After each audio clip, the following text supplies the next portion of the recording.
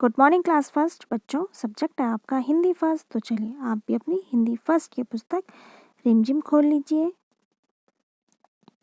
और इसमें देखिए पेज नंबर 87, पेज नंबर 87 में देखिए बच्चों, आज हम एक बार फिर से दोबारा से पढ़ेंगे अध्याय 14 जिसका नाम है एक बुढ़िया। तो यहाँ पर देखिए बच्चों, यहाँ पे चित्र भी दिया गया है और इस चित्र में कई सारे लोग दिखाए गए हैं, दर्शाए गए हैं।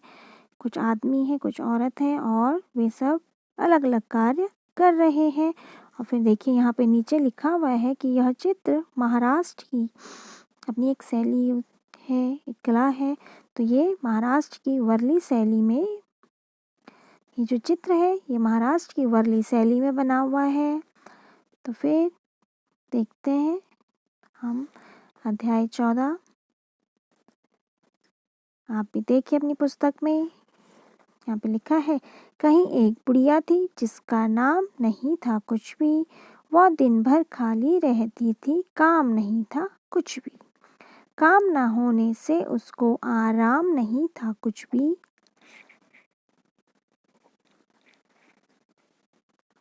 दोपहरी दिन रात सवेरे शाम नहीं थी कुछ भी। तो यहाँ पे एक बुढ़िया मतलब एक ओल्ड लेडी के बारे में बात की जा रही है जिसका नाम नहीं था कुछ भी। उनका क्या था? उनका नाम कुछ भी नहीं था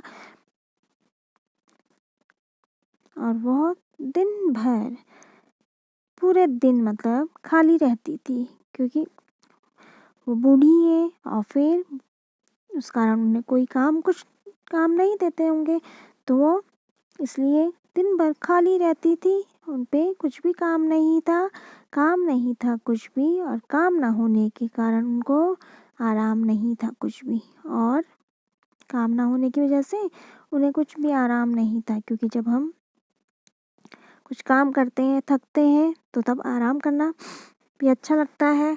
तो जो ये बुढ़िया हैं उन पे कुछ काम ना होने के कारण वो खाली बैठी रहती हैं, तो उन्हें थकावट भी नहीं लगती है और वो खाली बैठे बैठे भी परेशान होती हैं। तो आराम नहीं था कुछ भी। दोपहरी दिन रात सवेरे शाम नहीं थी कुछ भी। और दोपहरी दिन रात सवेरे शाम नहीं थी कुछ भी। और खाली रहने की वजह से उन्हें ना दिन का पता चलता, दोपहर दिन का, ना रात का, ना सुबह का, ना सवेरे का, ना शाम का, किसी भी पल का पता नहीं चलता, क्योंकि वो खाली बैठी रहती है और इस कारण उन्हें किसी भी पल का पता नहीं चलता है। तो इस तरह बच्चों आप भी पढ़िए पाठ अध्याय 14 एक बुढ़िया, और फिर इसी में देखिए आप इसके पीछे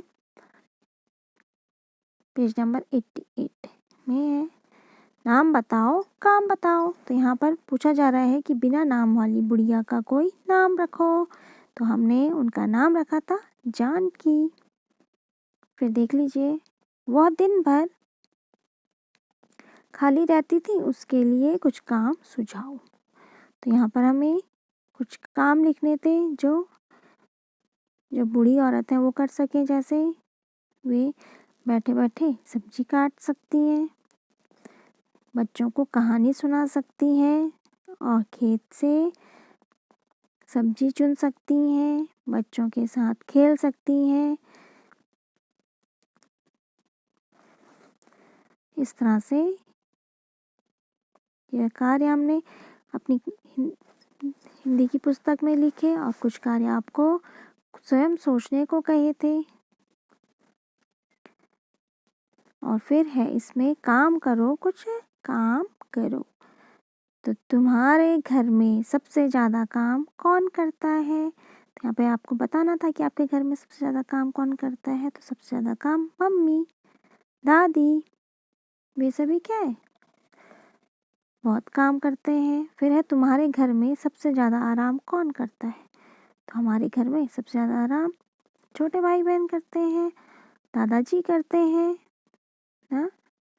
आपको यदि इनमें से कोई और व्यक्ति भी लगता है जो सबसे ज़्यादा आराम करता हो या सबसे ज़्यादा काम करता हो, तो आप कुछ भी लिख सकते हैं। तो इस तरह बच्चों, आज आप पाठ 14 एक बुढ़िया पाठ का अध्ययन करेंगे दोबारा से। तो चलिए देख लीजिए आप अपनी पुस्तक में, और साथ ही साथ उसमें दिए गए यहाँ पे जो प्रश्न है उन्हें भी देख लीजिए। तो चलिए बच्चों, आज ये कार्य आप कर लीजिए। Okay, thank you.